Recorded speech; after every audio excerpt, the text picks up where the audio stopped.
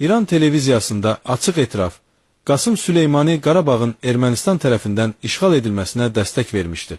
İran hökumətinin televiziya kanalı olan xəbər şəbəkəsində Azərbaycanın ərazi bütövlüyünə qarşı açıq-aşkar hörmətsizlik edilib və ekspertlərdən biri Qasım Süleymaninin ermənipərəst mövqeyini etiraf edib. Canlı yayılan verilişdə ekspert Sepah terror təşkilatının, Qüds briqadasının, komandanının niyə Ermənistana dəstək göstərdiyini izah edərkən ölkəsinin anti-Azərbaycan mövqeyini də açıqlamış olub. Ermənistan məsələsinə diqqət yetirir. Naxçıvan Muxtar Respublikası ilə Azərbaycan Respublikası arasında quru sahəsində ayrılma var. Onların ermənilərin Qarabağ bölgəsini Azərbaycan Respublikasına birləşdirməklə Naxçıvanla Azərbaycanı birləşdirmək planları var idi. İlkin baxışda bunun İran İslam Respublikasının xeyrinə olduğu görünə bilər.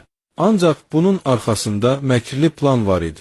Bundan sonra regionda pantürkist millət formalaşdıraraq prosesləri digər məcrada davam etdirəcəkdilər.